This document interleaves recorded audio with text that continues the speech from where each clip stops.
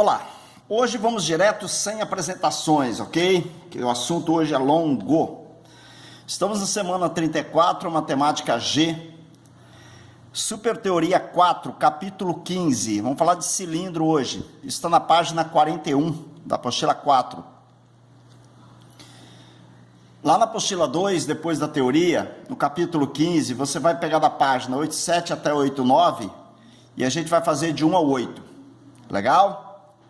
Bom, então vamos começar a teoria de hoje. Vamos falar sobre os corpos redondos, não é isso? Legal? Os sólidos geométricos são separados em poliedros e corpos redondos. Os corpos redondos são sólidos geométricos que apresentam superfícies curvas. Um deles é o cilindro. Está na sua apostila. Legal? Bom, então nós temos aqui, considere um círculo C contido num plano. Então eu tenho um círculo C aqui, contido no plano, e um segmento AB, com apenas uma de suas extremidades pertencendo a alfa. Chama-se cilindro a união de todos os segmentos paralelos e congruentes a AB, com uma de suas extremidades em C, e contidos no mesmo semi-espaço em que está contido o segmento AB. É isso aqui que ele está falando, ó. Ele vai pegar paralelo a AB e vai traçar segmentos aqui paralelos a AB. Uma quantidade gigantesca, legal? A união de todos esses segmentos aqui vai formar um cilindro. Legal? Basicamente é isso que ele está falando na definição. Beleza? Bom, a gente fala um pouquinho mais sobre isso aí. Elementos de um cilindro. Esses dois círculos são as bases do cilindro. Então eu tenho esta base aqui, esse círculo aqui e esse círculo aqui embaixo. Esses dois círculos são congruentes, tá? Tem o mesmo raio, legal? São iguaizinhos os dois círculos. Eu tenho o centro dos dois círculos aqui, ok? A reta que passa pelo centro é conhecido como eixo. Essa reta aqui, ó. Essa reta que passa pelo centro das duas bases. Isso é conhecido como eixo. Legal? Qualquer segmento de reta paralela ao eixo com extremidades nas circunferências das bases é chamado de geratriz. Isso aqui é uma geratriz, ó. Isso é uma geratriz.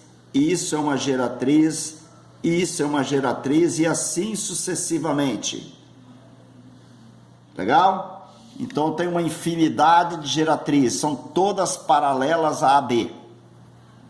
Beleza? A distância entre as bases é a altura.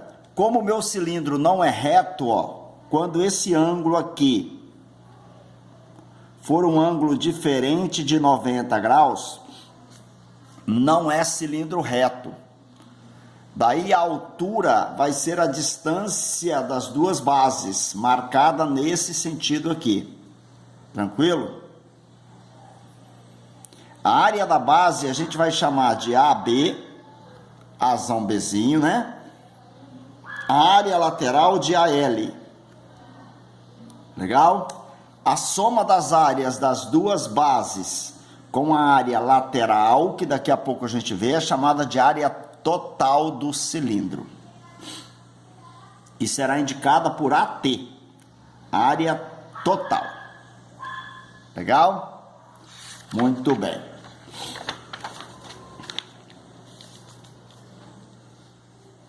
Seção transversal de um cilindro. Quando você passa um plano paralelo à base. Legal? Você tem aqui um corte. Esse corte é chamado de secção transversal. A área dessa secção transversal aqui é igualzinho à área da base. Beleza? A área desse corte aqui é igualzinho à área do corte da base. Que é igualzinho a essa outra área aqui, ó, dessa base aqui, tá bom? Legal? Então, secção transversal é um círculo cuja área é exatamente igual às duas bases do meu cilindro. Beleza? E daí, galera, baseado nisso aqui, a gente volta a falar sobre volume. Você lembra a história do princípio de Cavalieri? Princípio de Cavalieri. Quando você pega dois sólidos, faz um corte paralelo às duas bases dos sólidos. Se as duas áreas formadas são iguais, é porque os sólidos terão a mesma área. No caso do cilindro, tem um detalhezinho, ó. Se você pegar um prisma aqui, tá vendo o prisma aqui, ó? Vou encher um pouquinho a linha do prisma aqui para você ver. Tá aqui.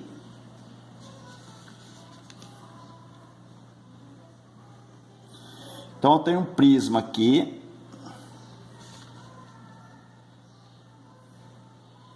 Legal?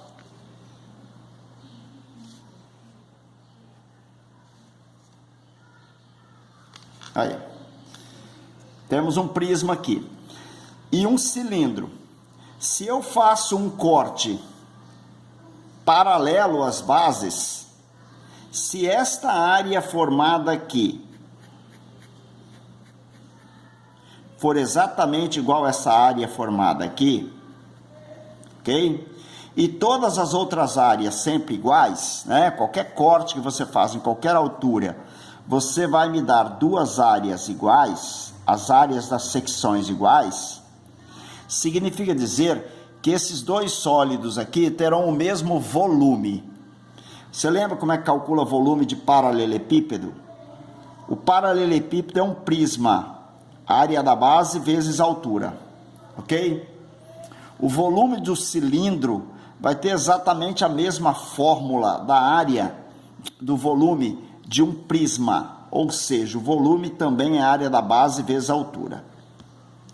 A única coisa que facilita mais no cilindro do que o prisma é que a área da base do cilindro ela é fixa, é πr ao quadrado vezes altura, né? Porque a base é sempre um círculo. Então, o que torna o cilindro, nesse caso, mais fácil de calcular o volume. Então, você precisa da área da base do cilindro e da altura dele para calcular o seu volume. Então, para você calcular a área da base, você vai precisar do raio.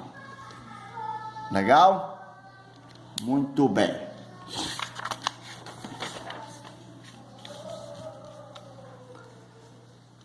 O que é uma secção meridiana num cilindro? Secção meridiana é a interseção de um cilindro com um plano que passa pelos centros das bases. Tá vendo? Então, é basicamente isso aqui, quer ver? Deixa eu desenhar um outro cilindro aqui, ó. Vou colocar um segmento aqui, paralelo ao outro aqui, ó. Vamos supor que eu tenho um cilindro reto aqui agora, ó. Legal?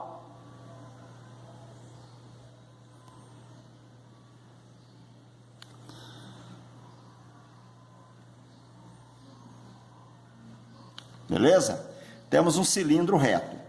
Aqui, passando pelo centro das duas bases, nós vamos ter o que a gente chama de eixo. Lembra do eixo?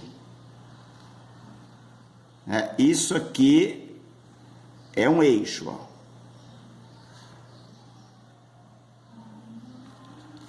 Legal? Isso é um eixo. Quando você passa um corte por esse eixo, corta o cilindro exatamente ao meio aqui, ó. Tá vendo? Cortei aqui, vou descer o corte para cá logo.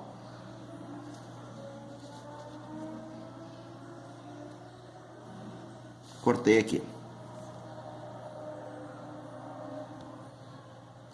Ok? Esse corte aqui, que a gente chama de secção, isso aqui é conhecido como secção meridiana. Tá vendo? Então, isso aqui, se o cilindro for reto, é um retângulo. Se o cilindro não for reto, vai ser um paralelogramo. Legal? No cilindro reto é um retângulo. No cilindro que não é reto, eu vou formar um paralelogramo.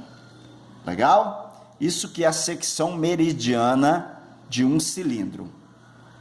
Beleza? Então tá aí 2 exemplos. Muito bem. O que é um cilindro de revolução?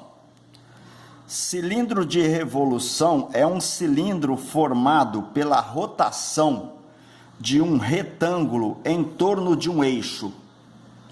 Então, se você pegar esse retângulo aqui e rodar esse retângulo aqui, você vai ter isso aqui, ó. Na verdade, é só você pegar esse segmento aqui, ó, que vai dar mais ou menos 1,7. Eu vou jogar 1,7 para cá para fazer ele mais certinho, tá bom?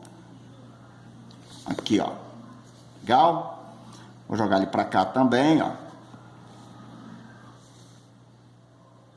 1,7. Legal? Vou fazer isso aqui, ó. Jogou para cá.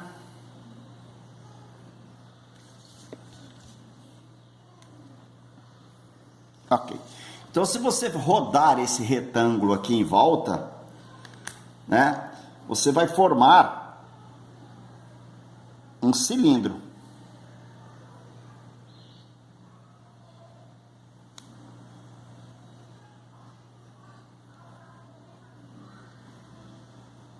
Tá vendo? Esse cilindro, ele é chamado de cilindro de revolução, ó. Aqui eu tenho ele aqui, tá vendo? Ele vai ser um cilindro reto, legal? Porque você vai pegar um retângulo, né? Então o retângulo, ele me dá sempre um cilindro reto. Vai rodar esse retângulo e vai formar um cilindro de revolução. Tá legal? A altura do cilindro de revolução é exatamente igual à geratriz. Isso acontece para todo cilindro reto. Todo cilindro reto, a altura é igual à geratriz dele. Legal? Então está aqui o meu cilindro de revolução formado. Beleza? Muito bem.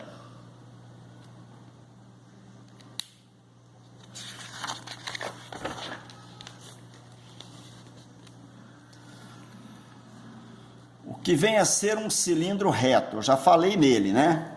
O cilindro reto, pessoal, se você pega, por exemplo, o seu eixo e passa aqui, ó, o eixo.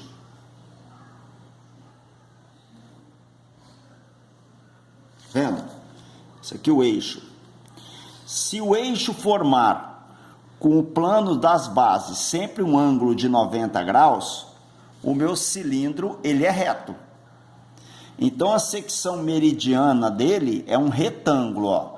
A altura é igual à geratriz, tá vendo? Aqui é raio, aqui é raio, aqui é raio, aqui é o raio da base. Legal? Um cilindro é chamado reto quando a sua secção meridiana é um retângulo, ó.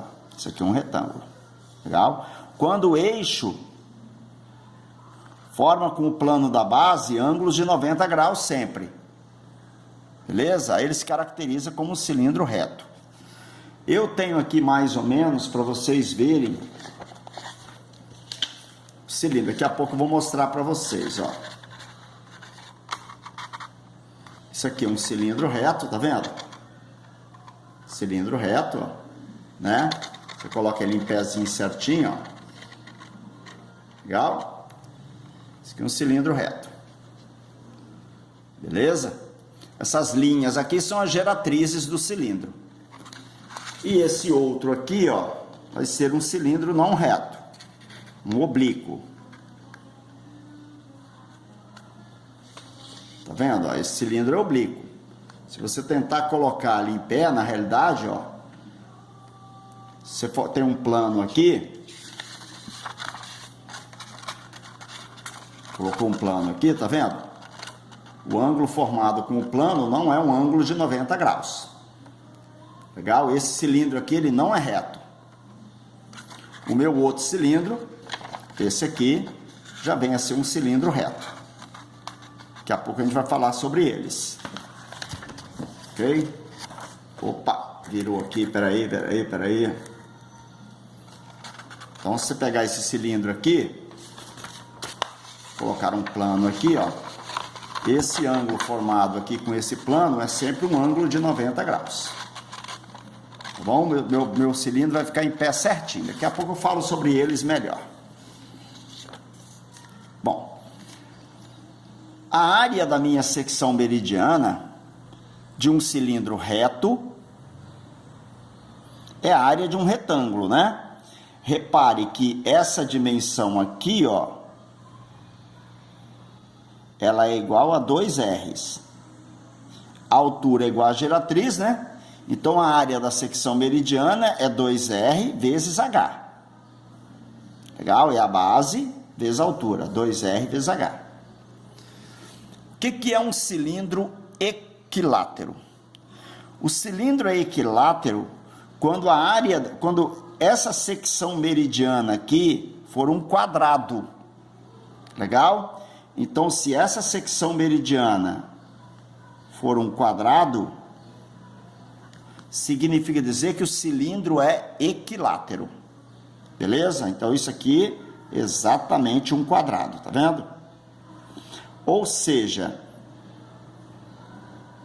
a base aqui é 2R e a altura também é igual a 2R, né? Então, se aqui vale 2R e a altura 2R, significa dizer que o meu cilindro é chamado de cilindro equilátero.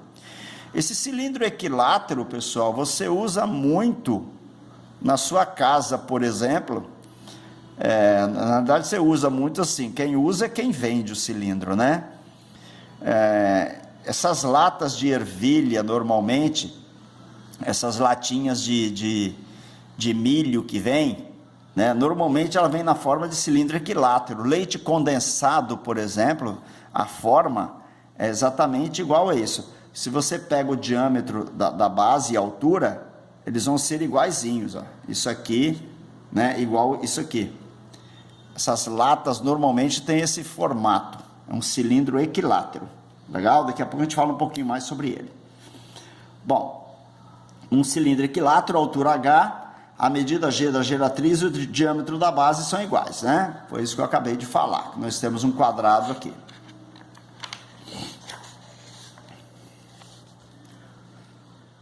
Planificação de um cilindro reto.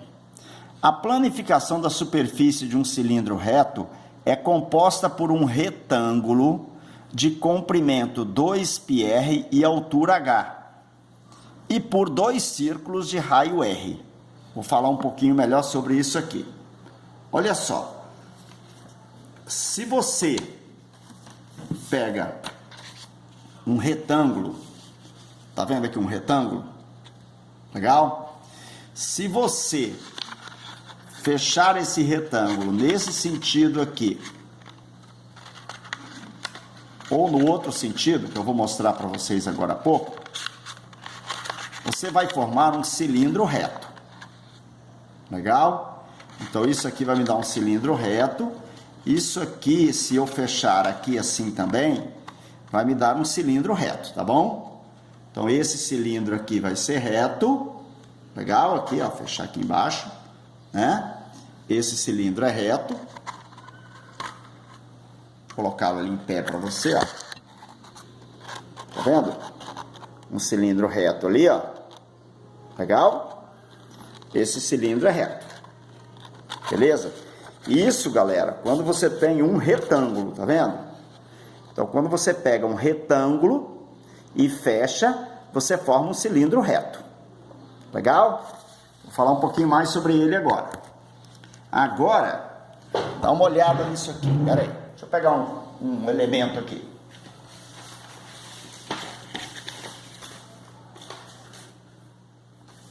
Isso aqui, ó. Você está vendo que isso aqui não é um retângulo? Isso aqui é uma curva qualquer. Se você fecha essa curva aqui, você vai formar um cilindro que não é reto. Vou mostrar aqui para vocês, ó.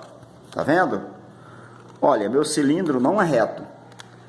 Então, quando você tenta planificar esse cilindro aqui, que não é reto, quando você tenta planificar, olha que doideira que aparece. Tá vendo? Não é um retângulo. Um cilindro reto, quando você planifica, você tem exatamente esse retângulo aqui, ó. Legal? Quando você planifica ele. Beleza? Então, fez isso aqui, né? Forma um cilindro reto. O que eu quero mostrar para vocês aqui? Quero mostrar para vocês o seguinte aqui, ó. Dá uma olhada nessa parte de cima aqui. Se você der uma volta completa nessa base aqui, se você der uma volta completa aqui, isso aqui não é um círculo? Se você der uma volta completa, isso aqui não é 2πr? Legal? Não vai valer 2πr? Então, quando eu vou abrir o meu cilindro, significa dizer que esse comprimento que eu tenho desse ponto, ó, desse ponto aqui até esse ponto aqui, isso aqui é igual a 2πr, porque é exatamente o comprimento da circunferência da base. É isso aqui que, quando eu faço essa volta completa, vai me dar exatamente o comprimento da circunferência da minha base. Quando você retira o rótulo de uma lata redonda, o comprimento desse rótulo é exatamente igual, praticamente, né? Se esse rótulo envolver a lata certinha, vai ser exatamente igual ao comprimento da circunferência da base, 2πr. Beleza? Isso aqui representa a altura do cilindro, não é isso? Então, significa dizer que, como isso aqui é a área lateral é a base 2πr, né, multiplicado pela altura. Então, isso aqui vai me dar a área lateral do cilindro. Beleza? É isso que ele fala aqui na figura. Olha, isso aqui vale 2πr, né? Esse papel envolve essa base, então aqui é igual a 2πr, multiplica pela altura, eu tenho 2πrh. Legal? Ó, área lateral, que está escrito aí na tua apostila, ó. Área lateral, 2πrh. Beleza? A área de cada base é πr ao quadrado, né? πr ao quadrado. Beleza? Então, vem para cá. Significa dizer que a área de uma base é πr ao quadrado. Significa dizer que a área lateral é 2πr vezes h. Beleza? A área total é a soma de duas bases com a área lateral. A gente vai falar isso agora em pouco. Muito bem. Daqui eu vou mudar para cá. Opa. Vou voltar aqui. Porque acabou a nossa teoria ali. Vamos definir aqui mesmo. Legal? Eu achei que tinha uma página a mais, me enganei. É isso aqui, ó. Então, a área total do cilindro reto, a área total, vai ser igual a 2 vezes a área de uma base, somado com a área lateral. Legal?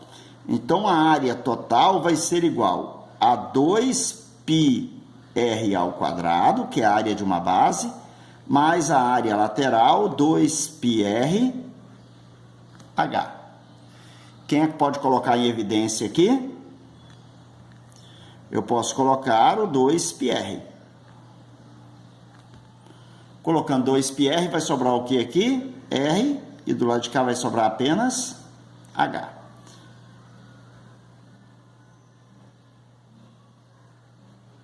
Ok. Tá aí. A área total do meu cilindro. A área lateral, a área da base.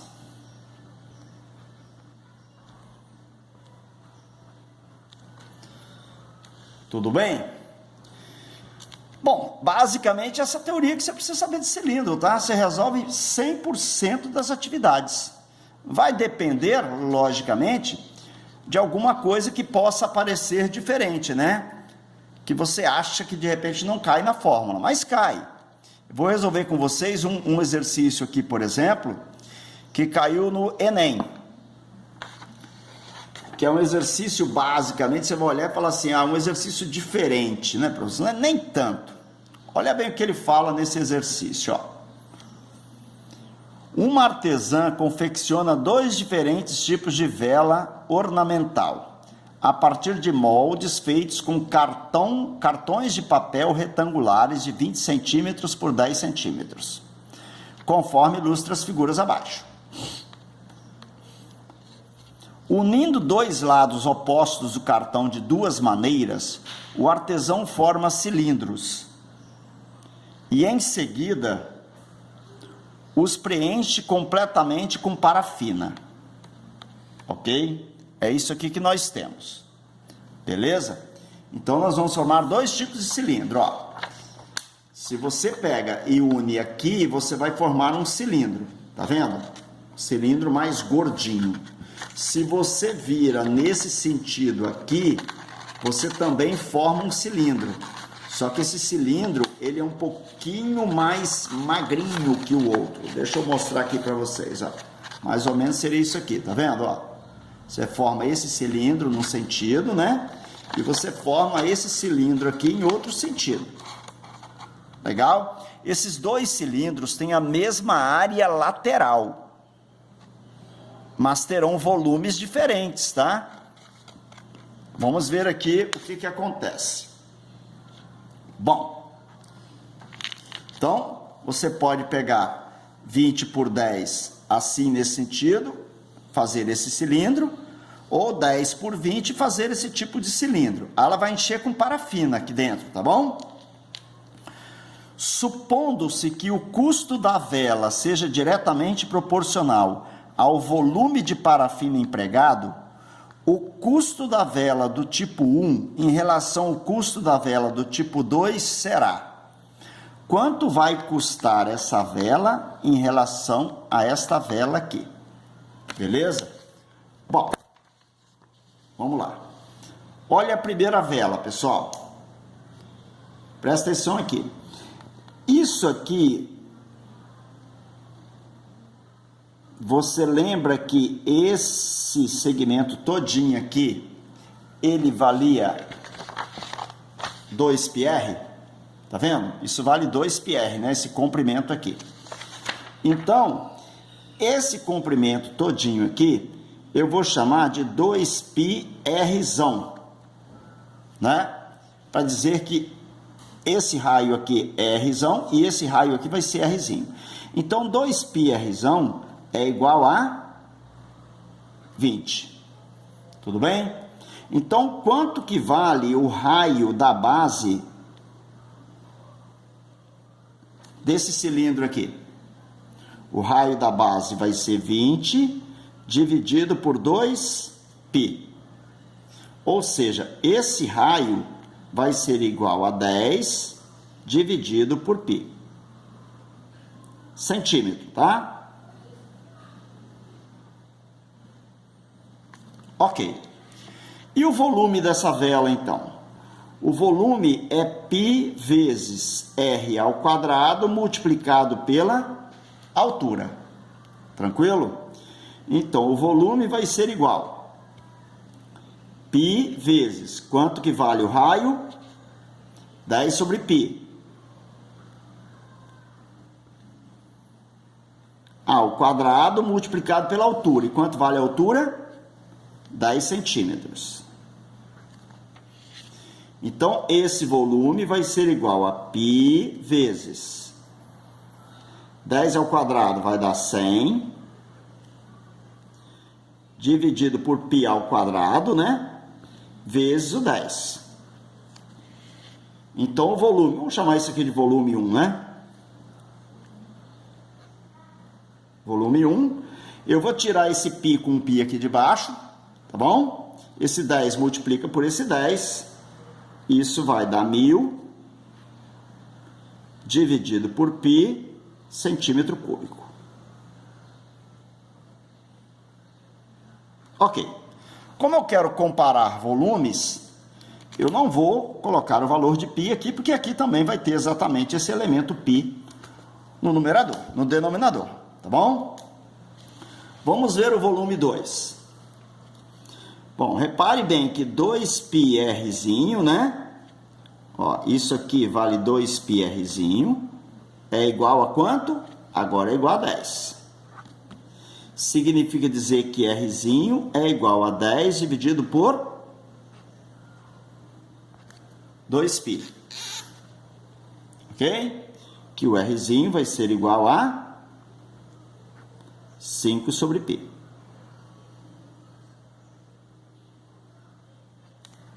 Ok. O volume 2, então, é igual a π, Rzinho ao quadrado, multiplicado pela altura de 2. A altura de 1 é 10, a altura de 2 agora é 20. Então, o volume número 2 é igual a π vezes, quanto que vale o raio aqui? 10, opa, desculpa, 10 não, 5. Deixa eu pular linha aqui. 5, né? Senão vai... Ó a distração, ó. Peguei o resultado lá, né? Ia colocar 10 sobre 2π, só ia dar problema para mim aqui. O volume número 2 é igual a π vezes 5 sobre π ao quadrado, multiplicado pela altura 2, que vale quanto? Vale 20.